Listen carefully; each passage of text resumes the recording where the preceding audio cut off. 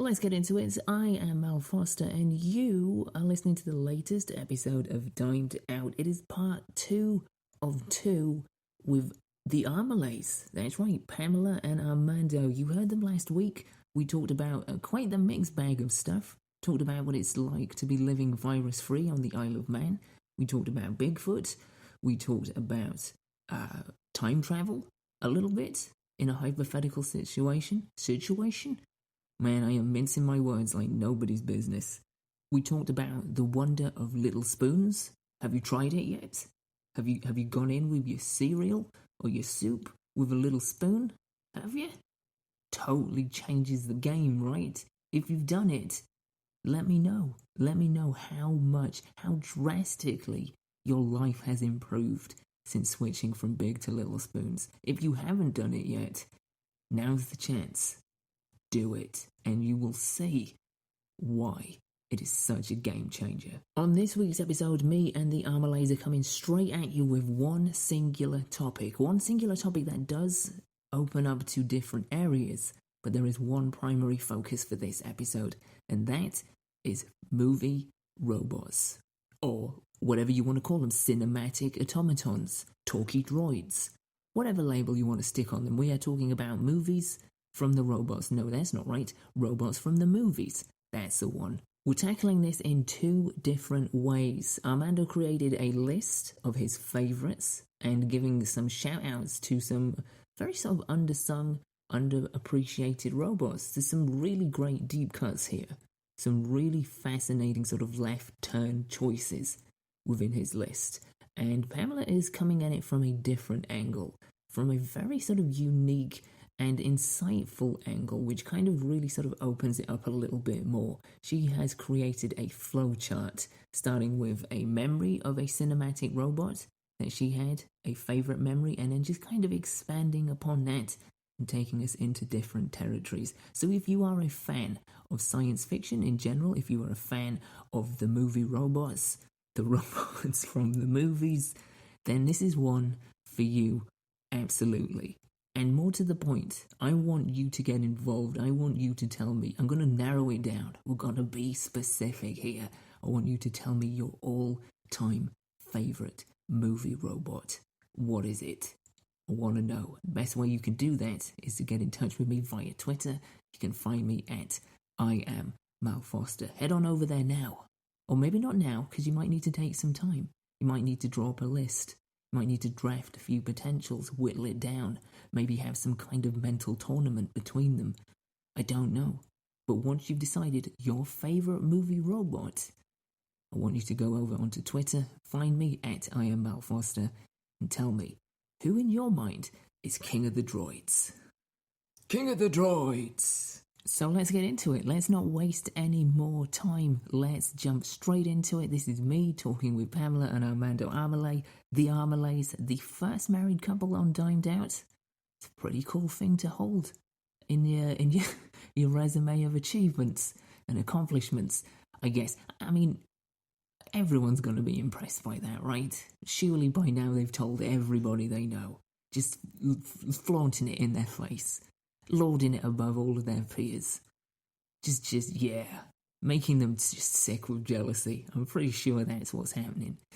Anyway, this is the second of 2 conversations with them. It was such a fun one, and as I said, if you're into science fiction, if you're into movies, if you're into robots, then you're gonna absolutely love this.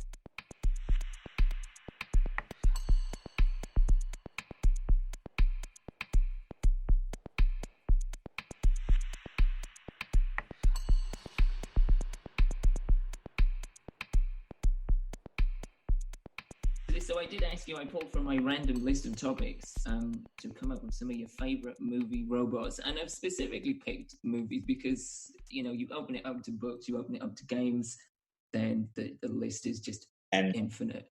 Yeah, and it's almost impossible to narrow it down. So yeah, I asked you for your favorite movie robots, and hopefully you've made yourselves a little list. Have you kept your list separate from each other so you don't know? Yes. Oh, okay, all right. So, how many do you each have on your list? I have to admit that mine's a bit bizarre. Mine's almost like a mind map. I somehow dropped the favorite from the thing and just started thinking about movie robots, and then where did my mind lead me with that? But then it does bring me back to my favorite movie robots. I have 15, I think. Whoa, 15? 15. Do you want me to just go through them one by one and why I chose them? Yeah. Are they in a particular order? Have you ranked them, or are they? I've not ranked them because I thought that was unfair to them. Yeah. You don't want a robot's feelings getting hurt. It was better to have them as equal. Yeah, fair enough. Yeah. And I tried not to pick too obvious ones. Oh, okay. So you kind of got a little bit left field. Think of all the robots that miss out on lists like this. Because those robots deserve their time in the sun too.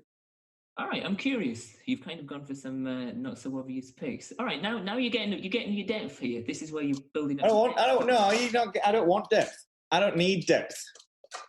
Okay, I don't need that. I'm all about just going with it and not having 17 different words of wisdom for every vowel in a robot's name. Right. That's right. I'm talking about you. Right. So from the top. Hang on. Is Pamela pouring some cereal?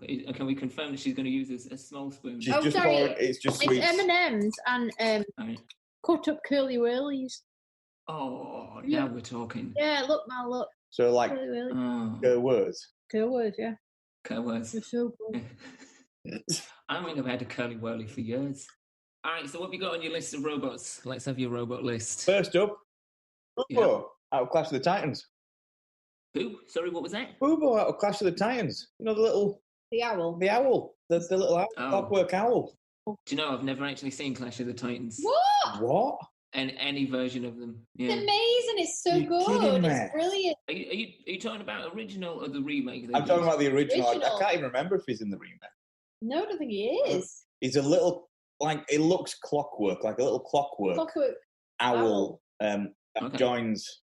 Yeah, it says. In one of his boys, I think from the beginning, or from quite near the beginning. Yeah. And it's like his friend all the way through, and he's trying to protect him. And even at the end, when he's got Medusa's head and he's trying to turn the Kraken into stone, the owl's flying in and trying to help him. And that might be one of the first colour versions of a little robot being in use. Is it one of your favourite ones, or are you just being clever right now? No, because I was thinking about it. And when it came up, I was like, no one would think of that. And I was like, he was such a cute little awesome thing. So clever. What was the other films? Was it Sinbad and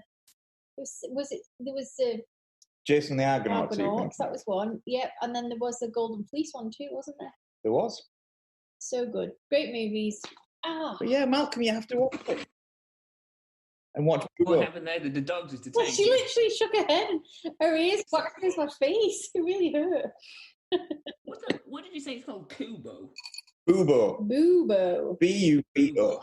Bubo. Anyway, the cutest little noise as well. He sounds like a clock that was broken trying to make noises. He was pretty cool, actually. He was super cool. Great. Those movies are great. I used to watch them with my mum when I was younger. Loved them so much. And it was all like claymation. Oh, it was ace. So if anything, it made him maybe look even more like.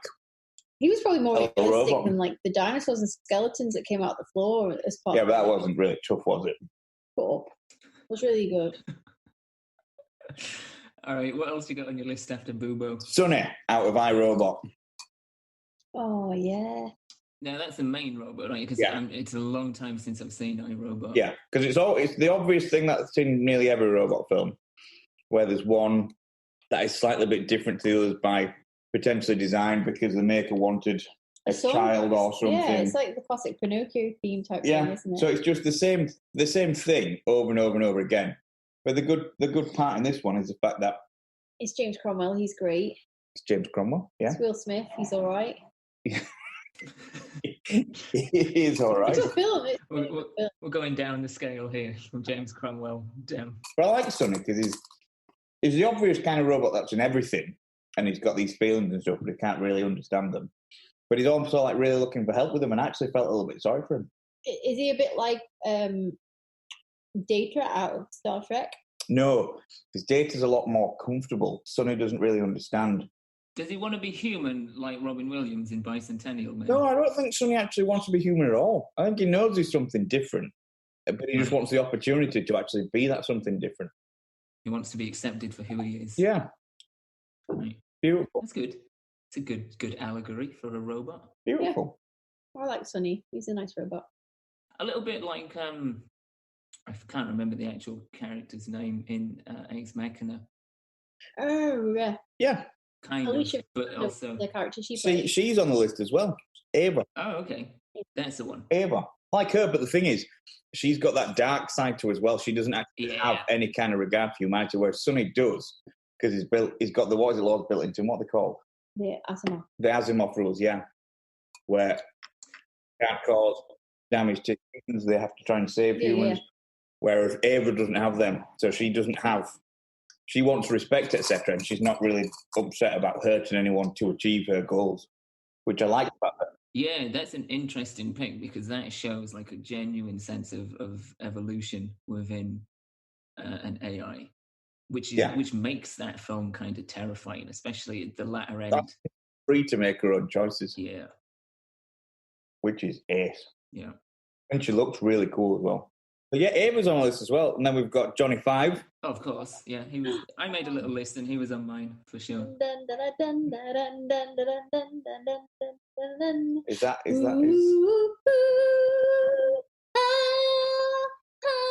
You know, that used to make me cry. Good men gone and where are all the gods? Are we done yet? Yeah.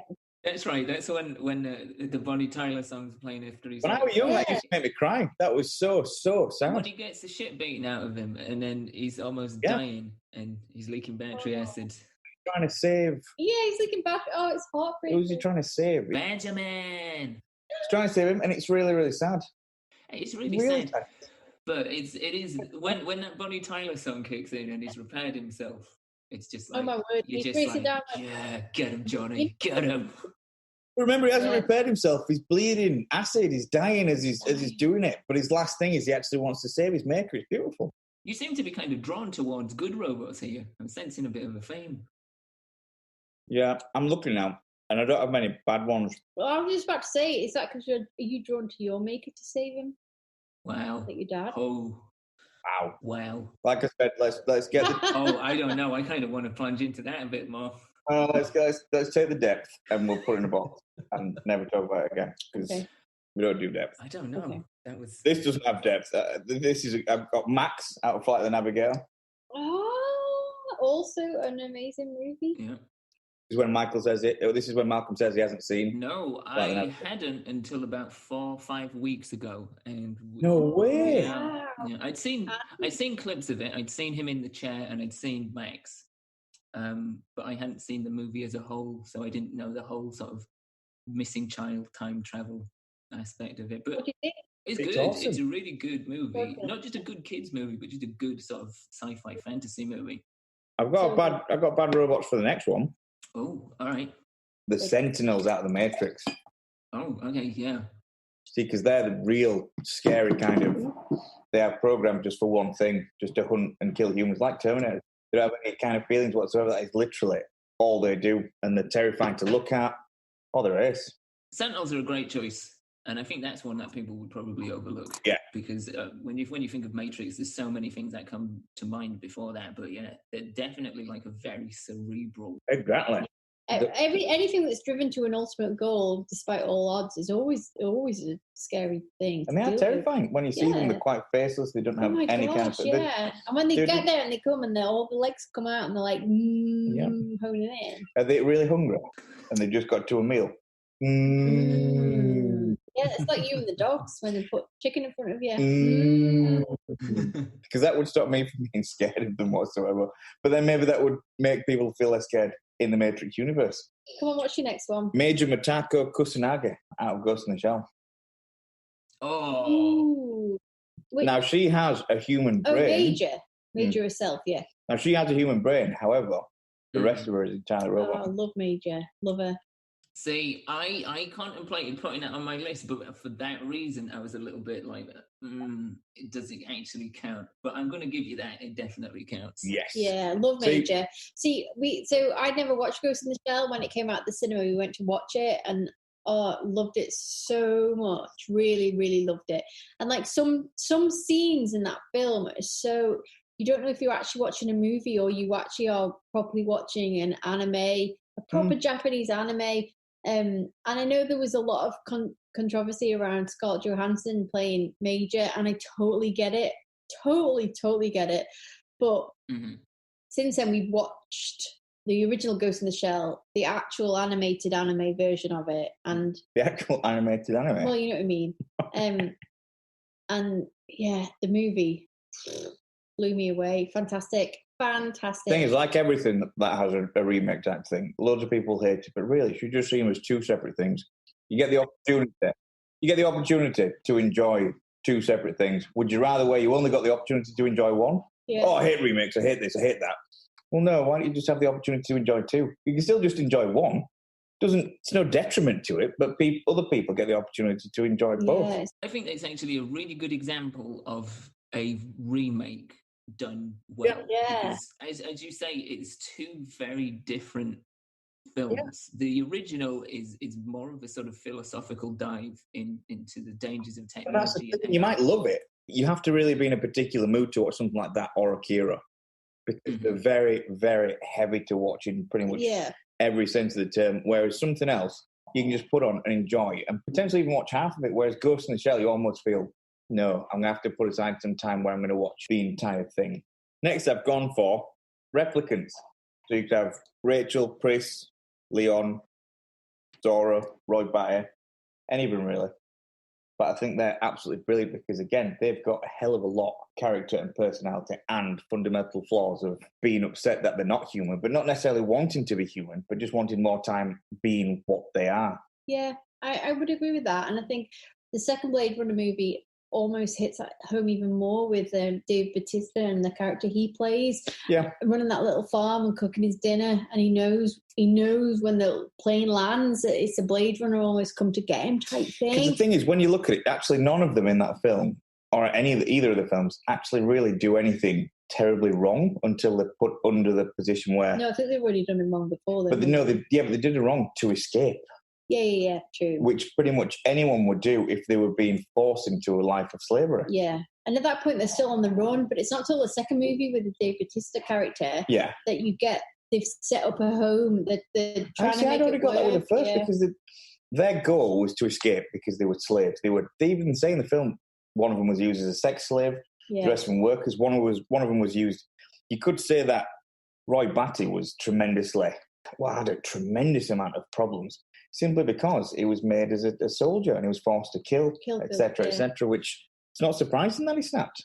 And doesn't that segue into that movie we were talking about the other day with, is it Michael Penner and Lizzie Kaplan, where the robots who've taken over the Earth and they don't even know it, and they don't even know it, and the humans come back, and you kind of think, is that an option for the future? Do you know what I mean? That's what I mean. The replicants weren't actually doing anything necessarily wrong. Most of their actions were quite human, but they're still painted kind of as the bad guys. And a lot of people watch it and just see them as bad guys, whereas they're actually not. They just want to survive, and they're looking for ways to potentially better survive. And is there a segue then from Philip K. Dick's writing of Do Androids Dream Sheep into the racism struggle we face today? Oh, God. It's just like that. Can we not segue? Can we not use that word again? Or segue? I think that's a good choice, and I think one thing that really works in that whole universe is the sort of thin veil between humans and robots, humans and robots, and as you say, weirdly enough, the people that aren't human actually respond and behave in the most human way at times in both films. Yeah. I'm going to pull you on this. You can't have all the replicants. As a whole, you've got to pick one specific. Well, I'd pick Roy Batty. That's I won't even have to think of it. Roy Batty. Ash from Alien. Oh, okay. I think he's a good choice. I don't think he would necessarily come up mostly, but I think he's Ace because he's quite terrifying. But at the same time, you never really get to learn more about him. Yeah, that's my only real snag with Alien, is that it's a very interesting character that isn't really truly revealed till later on, and you kind of feel, and it's good because you get a sense of mystery with Ash. You do get a sense of like there's something not quite right with this fella. Yeah, but you kind of do find yourself wanting to know a little bit more about his motives and why. Yeah, the thing I found funny about it being cast as Ian Holm, because we weren't born when the film came out, or if we were like babies. But Ian Holm to us is like the dad out of the followers, and you know what I mean. He's like this really homely, lovely dad character. So the first time you watch the film, like I did when I was like older, and I knew the kind of actor and the parts he played, I was like, oh yeah, he's the android dude. And then when he gets a bit arsey with them, you're a bit like, oh okay. Because you're too young to realize the connection between like people playing parts and things. You form an opinion of somebody from what you've seen them do before, and then the next minute when he's been shitty about the quarantine, and you're just like, what? Why would you do that? That's insane. And then the next minute when he goes crazy, and you're just like, what? So for me, it was probably one of the first times when a beloved actor had played a bad part, and it's part of your toll. It's part of life education, I think. Sometimes when you look back when you were younger and the image you perceive of people because you're a kid and what you see them as, and then when you see them doing something else, and I think film and cinema and theatre kind of gives you that thing when you're a child. You have beloved actors, etc. But then when you're a bit older and you see them do something else, and you're like, what? And it's just this a massive crazy thing that you just didn't expect. It's insane. And I always remember that when you get that new feeling about it, and you're like, what? It's a falsehood of being an actor, I guess, isn't it? It's strange. I have that in reverse with Angelica Houston. So when I was a kid, I saw her in the Michael Jackson 3D movie Captain EO as this sort of alien queen thing, and it scared the shit out of me as a kid. I've never seen that, thank God. Yeah, it's probably terrible now, but as like a 6-year-old, it was absolutely terrifying because she just seemed like this monstrous alien queen. And then obviously she was in The Witches as well, and it's terrifying in that. So I had in my head this idea of Angelica Houston just being this monstrous woman, this like just bringer of death and evil. And then I see her in other things, and she's actually quite charming and funny, and I'm just like, what? Just sort of just changed my whole framing of who this person is and who this person like was at that point. I'll just pick one more. Oh, why? That's not your full list. I want to hear everything on there's your not list. too many more, but the next one I've got is Johnny Cab out of Total Recall. Oh, that's a good deep cut. Yeah, that's a fun one. He's awesome. Yeah, that's absolutely terrifying. Yeah, I think it probably only makes up maybe 5 minutes in the film, if that. Right. But it's just like there's just a sea of these Johnny Cabs, all with like the same guy in it, who's obviously got some kind of personality because he goes mental, when he's not getting paid. Yeah. And then drives himself into a wall and explodes. But still, he's absolutely terrifying. And it just seems so scary that there'd be all these Johnny Cabs out there that have got some kind of AI routine with a bit of personality that any moment, if they get upset, could do something scary and bizarre. Right. And that's a big part of the construct of that world of people getting from A to B is being in this sort of almost bipolar, maniacal machine. Yeah, because you also think, did it really happen? Mm-hmm. It's obviously based on a book, the book's called, I think it's We Can Remember For You Wholesale. Yeah. So you don't know if it even happened, if any of it even happened. So maybe that was all just part of the strange dream that I was having, that I paid for, unfortunately. So it might even happen. Johnny Cab could be like a nice guy, doesn't have feelings, but I'm always going to wonder what about that question. Whether You're always going to wonder about Johnny Cab. Yeah. That's a good pull. Yeah, I would never have thought to have gone. Yeah, I would never have thought to have gone with that. That's really good. I've got Taz, Case, and Kip from Interstellar. That makes sense. Yeah. Our dogs are obviously called Taz, Case, and Kip. And the only other ones that I've got on my list are the Borg. Oh, shit, yeah. This is the only one I also have on my list out of everything you've said. Really? That's the only one match that we have. I'm impressed. The Borg are just terrifying. Yeah. Like, I thought they were terrifying in the Next Generation episodes. However, the film First Contact, I remember when I first saw that was actually quite scary. There's a scene when they open one of the doors and the room's pitch black, and all of a sudden all their red lasers come on that they've got from their eyes, and it was just absolutely terrifying. But just Borg are just inescapable, and they never stop, and you can't actually kill them. It's just horrible. And it kind of goes back to what you were saying about Sentinels. They just relentless, yeah. Without any kind of personality or anything, they're just drones. Literally, that's what they're called. They're just drones. Yeah. They have no other target apart from to just kill and produce more, and that's it. That's a good pick. I'd completely overlooked Borgs. That's a good list. That's a really good list. Some deep cuts. Thank you. Great list, sweetheart. I did try. It's amazing. Yeah. I tried to not go for. I'd have loved to have gone for things like C-3PO and R2-D2, etc. But I thought they'll get lots of time in the sun, and these people deserve some too. You could easily pull up an R2-D2. Everyone loves R2. Well, there's nothing wrong with that. No, and why wouldn't you? It's just a charming little robot personified. Exactly. There's lots of robots like that. I just wanted to give a shout out to the little guys. All right, Pamela, let's move over to your mind map and your list of robots. What have you got? And how did you even? I'm just going to let you explain how you've worked this. So, when I thought about movie robots, the first thing that came to my head was Real Steel. That's the Hugh Jackman boxing movie, right? Yeah. So good movie. It's a movie I really enjoyed. It's an enjoyable movie. Wholesome kids movies. It was ace. It made me cry. I loved it. I watched it. It's an innocent, good fun movie. Yeah, I watched it in 2011 when I was flying to Boston with my best friend to go for a trip to Boston. We were flying in business class. So I'm lying back in my business class seat, drinking my champagne, watching Real Steel with Hugh Jackman. And it was the first time I'd ever seen it. And all I could think was how much my mum would love it.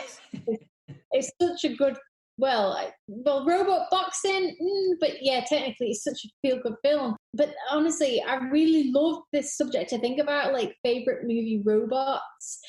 And Real Steel was the first thing I thought of. How bizarre is that? Yeah, Real Steel is an awesome film. So I love that thing. But then that movie straight into thinking about WALL-E and E, and how like obviously beautiful they are. Like that's just amazing. But then as soon as I thought of Real Steel and WALL-E, obviously there's what we would say are bad robots in Real Steel, but they're not really because they're just boxing robots. They don't have a choice. But then I was like, oh man, I'm picking like good robots all the time. And then I don't think I've ever watched The Iron Giant, but that made me think about Ready Player One because the Iron Giant is in Ready Player One. Yeah. So H builds her own, in the movie, not the book, builds her own Iron Giant. But then the other robot that I thought of next was one that's gone through my whole childhood, watching the original series and since, was Lost in Space. Danger, Will Robinson. So like the robot from Lost in Space. But did you know that the robot from Lost in Space is called M3B9 Gunter? And Gunter is the name of people who are egg hunters in Ready Player One. Ready Player One. And the Iron Giant is also in Ready Player One. So I was like, that's fascinating. That made me happy. But then I was like, looking at robots. So then I thought about, well, Iron Man, really, he's a robot because his suit's a robot. He's not, but his suit is. But then I got thinking about, well, if Iron Man's a robot, then Buzz Lightyear's a robot in Toy Story. See, I was going to give you Iron Man because the suit can operate on its own, but I might have to pull a decision on Buzz Lightyear. Everything on my list right now is good robots. Well, what about bad robots? But then good versus bad robots segued into controlled versus self-aware robots that then segued into Terminator and Skynet. Mm-hmm. Which is looming. Obviously, much intelligence. On the one hand, with Terminator being really bad, but then I thought about Stepford Wives, because in the movie Stepford Wives, the women are made to be robots. So then I thought, well, actually, we're talking about true robots or humans who act like they're robots because they're just morons. And then I got a little bit in deep about the subject. So then I moved on to, oh my God, Superman 2. Do you remember in Superman 2 when that woman gets sucked into the robot and it like comes around and sticks stuff on her chest and her face and she walks out and she's a robot too? That always terrified me when I was a child. I can't remember that. Superman 2, the one with Gene Hackman and Richard Pryor. Oh, that's free. Two's the one with Zed. Oh, two's the one with sorry. Superman 3, when they end up, they're in a mountain somewhere, and it's Gene Hackman and this woman, and she gets sucked into the computer, and the computer sticks computer stuff all over, and she walks out, and she's a robot. That always terrified me as a child. That sounds terrifying. Yeah, it was so terrifying. She turned into basically a Borg, but we'll come back to that in a minute. Yeah, it's quite terrifying. Oh, no, we'll move over, actually, because then I started thinking, well, wait a minute, I love sci-fi, so why have I not talked about this already? So I was like, well, Star Trek is obviously robots with the Borg and cybernetic species. But then I was like, wait a minute, let's go back to my favourite thing of all time, Star Wars. So obviously we've got my favourite R2-D2. I don't care what you say, but my favourite R2-D2. C-3PO, BB-8, K-2SO, General Grievous. And then in the Han Solo movie, L337, whose name is actually the common underground online euphemism, leaked, because leaked skills, brah.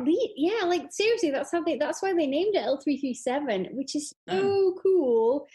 But she got integrated into the Millennium Falcon. She did. So the Millennium Falcon's a super cool robot too, because she is the Millennium Falcon. But then I thought, well, you integrate a robot into a computer. Well, the Star Trek computer, therefore, is a robot. So Gene Roddenberry's wife, therefore, is the voice of the Star Trek computer. But then Skynet is a robot too. And that was my mind map right there.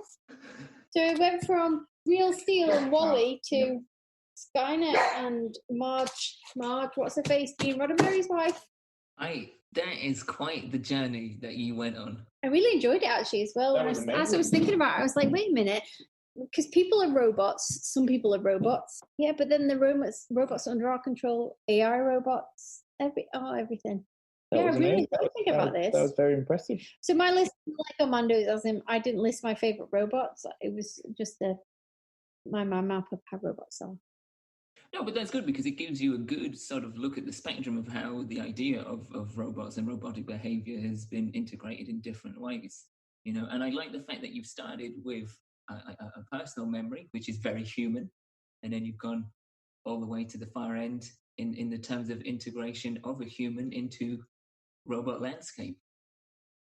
Maybe where we're heading in the future. Oh my God! Armando. How was the levels of depth on that for you there? That was pretty deep in places, huh? It was very good. It was very interesting. I'd argue some of them were AI, but that's not a bad thing. Yeah, but what have I written here? Good versus bad, controlled versus self-aware. Yeah, good point. Very good point. And that's the thing. For me, I wrote down Buzz Lightyear. Yeah, I have to argue with that. He's a robot. You know what I mean? But is he though? I mean, he's a toy. No, but I'm trying to say, like, you can argue that they were all robots. Have you seen the movie? He can walk and talk and function like a human. But where do you draw the line between what our interpretation of a robot is or isn't? Like, you've got Buzz Lightyear here and you've got T2 here. Do you know what I mean? Mm-hmm. They are like one of you. Hang on. Are you drawing a comparison between Buzz Lightyear and the T-1000? Yeah. No, I'm saying it's like they're both robots. They're both robots, really. One is Aren't they? Technically. Aren't they? Technically. I'm gonna go with yes. Yeah. Yeah, you're going with yes because it's it's a safer option. Yeah. I've never written down Iron Man suit. Oh, well, we said that, but still, surely say what is a robot? He would say that it's a high-tech prosthetic. Yeah, I know, but still, it can perform on itself. But that's why it's fascinating. And it's true that they can actually perform by themselves. But if I had to pick my favourite robot in a movie, I know it's really cheesy and everyone would go, oh, wow, you're not the original. But it has to be R2-D2. Because I've read so many books, and R2-D2 is such a good character. So my appreciation of him isn't from movies, it's from the book. Okay. I hate C-3PO, hate him. He's as irritating in real life as he is in the movies. So. In real life? I was going to say. What do you mean in the books? Sorry, I was going to say. Yeah, which is real life. Why not? Well, if you read a book, the irritation is based entirely on what you read in a book, so it's real. Okay. Then I'll go with Roy Batty's Bean Man. As your all-time favourite? Why not? I want to pull out a couple from your mind map that I've got on my list, which I'm really pleased were included there. I'm glad you got K2SO in there, because for me, that is one of the most personal robots/droids I've seen in some time. I just love the sass and the sarcasm. Yeah, dryness, sarcasm, yeah. There is a real human integration, and it's one of the standout characters in that film for me. Totally, yeah. Without doubt.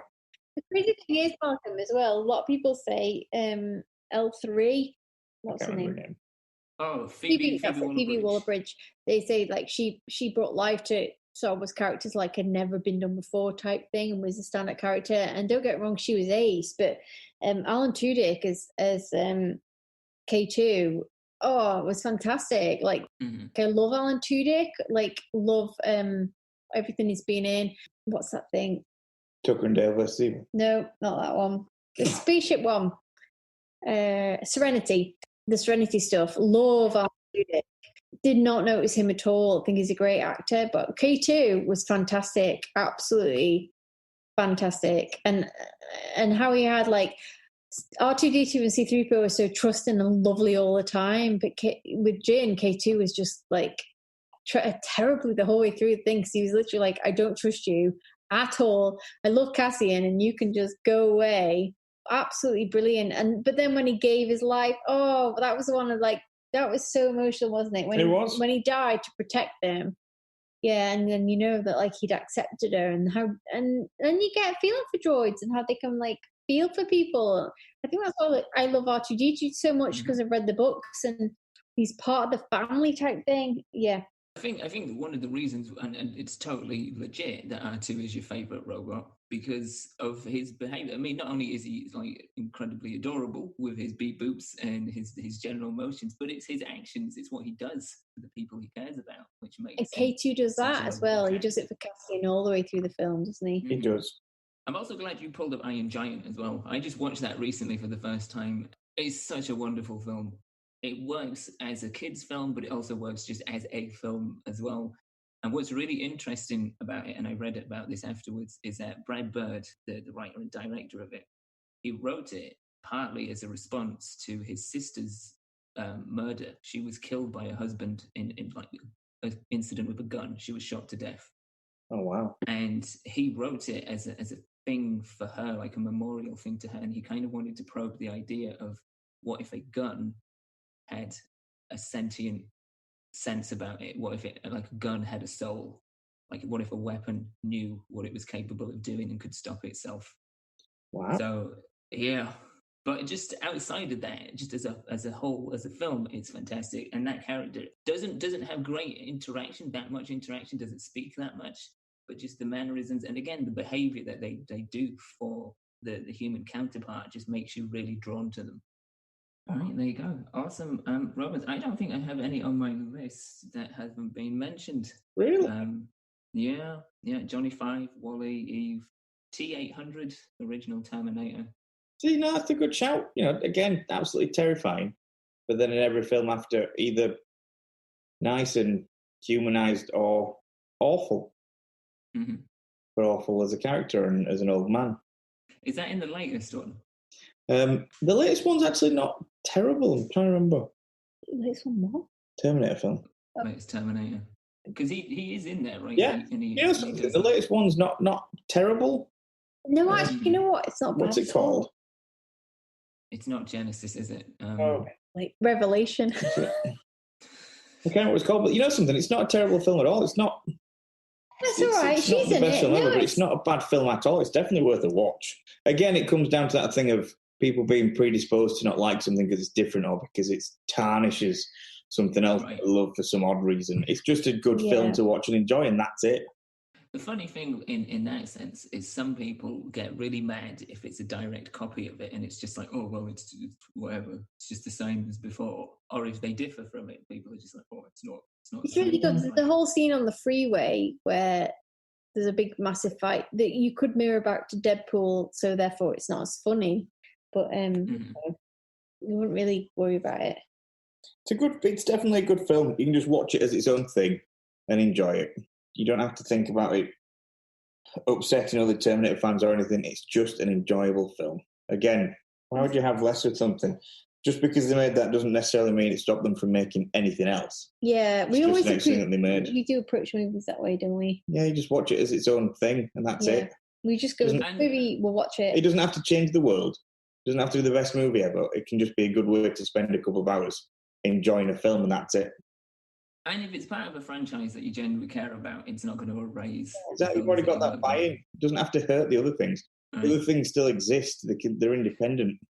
See, Terminator is a great example because I remember watching the third one, and then I think I saw about 10 minutes of Genesis, where they try and repeat, I think, the first scene from the first movie. Yeah. And I switched it off because I was like, I'm not feeling this. And that's fine. It's there for someone else. I've still got 1 and 2, and that's all I need. Yeah, I like Salvation. Not many people like it, but I don't dislike Salvation at all. I actually think is that the Christian Bale one? Yeah, I actually think it's a decent film. Well, it's different. That's the thing. It's not. It's looking at the roots of the world that came to be. I guess it's a long time since I've seen it, but yeah. We'll go and give most things a chance, won't we? Yeah, and if we don't like them, but we certainly don't hate everything else that's attached to them, or you don't see any less of something you like. It's not degraded having watched that. It's just having the presence of mind to separate it. Exactly.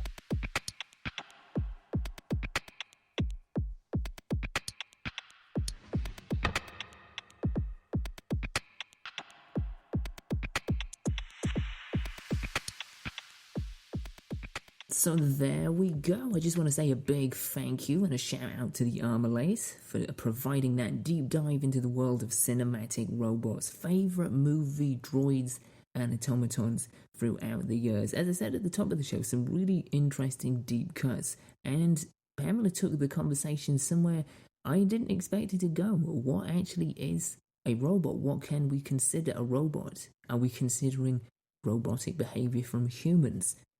Yeah, one to really think about. Although I will say, still not convinced I would class Buzz Lightyear as a robot. Still having a little bit of difficulty with that one. But yeah, some great examples of fantastic movie robots throughout the years.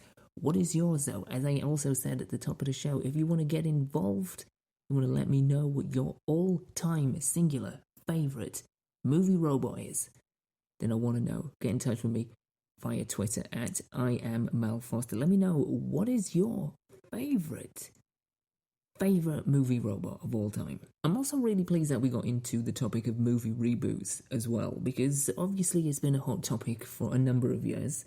Obviously it's still a big part of the assembly line from many studios. You know, the idea of just taking an old movie franchise that worked and either starting from scratch or adding to the mythology.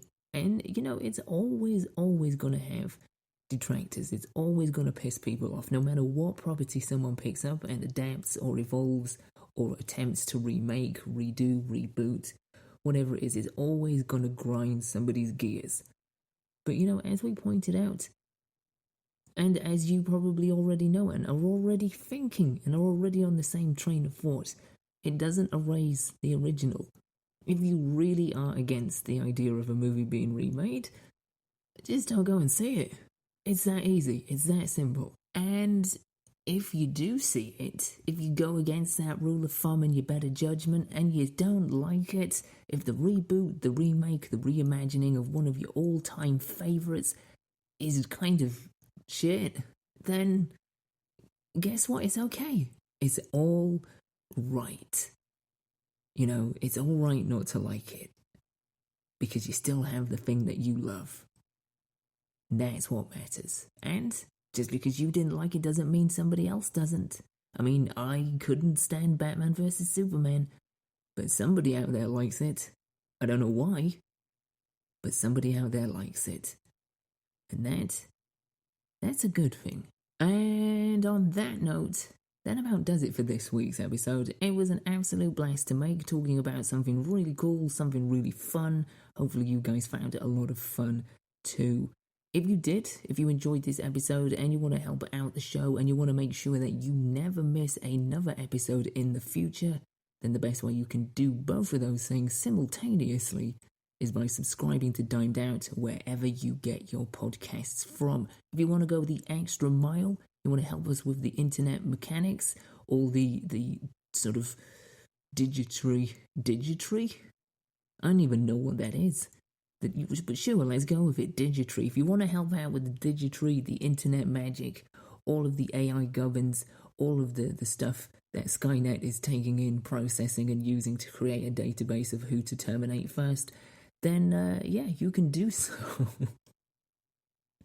Why would anyone want to do anything that's going to help that? It's not. As far as I know, subscribing and giving Dimed Out a rating and a review is not contributing to the mass collection of data that Skynet is going to use to wipe out humanity. Pretty sure that's not what is happening. So yeah, feel safe to subscribe to us, feel safe to give us a rating and a review. I can't promise that it's not going to happen, but I'm pretty sure that it isn't. Yeah, pretty sure. As always, I don't want you to just be a passive listener. I want you to be an active member of the gang. I want you to be a dimer, and the best way you can be a dimer, the best way to get involved is to visit the website, dimed-out.com. You can find out all the episodes there, find all the episodes there, and find out some stuff. More than I probably know right at this moment, but yeah, plenty of stuff on the website, little YouTube shorts, stuff for the blog, plenty of additional little treats over there. That's a good way to get yourself involved. Yeah, so do it, get involved, shout out stuff. Let me know what you want to hear from the show in the future, what you've enjoyed, your favourite robot, as we talked about earlier. Get in touch via Twitter. I am Mal Foster is where you can find me. And yeah, those are all great ways in which you can help the show out. For next week, I honestly don't know what is coming next week. I am not that far ahead. Something pretty cool, though, I think. Maybe something wicked. Who knows? Maybe something that might change your life. Probably won't, but you know, it's always good to be optimistic. Anyway, something is coming next week. Don't know what it is yet, but it's kind of like the lucky dip of podcasts. One of those gift bags you used to get at your local sort of news agents for like £1, but it was usually just full of like really crap sweets. It's going to be better than that. It's going to be better than a lucky bag. I can tell you that for sure. That I can guarantee. But yeah, that's what you've got coming next week. Something. Until something does arrive, look after yourselves, look after each other, and until next time, keep it dimed out.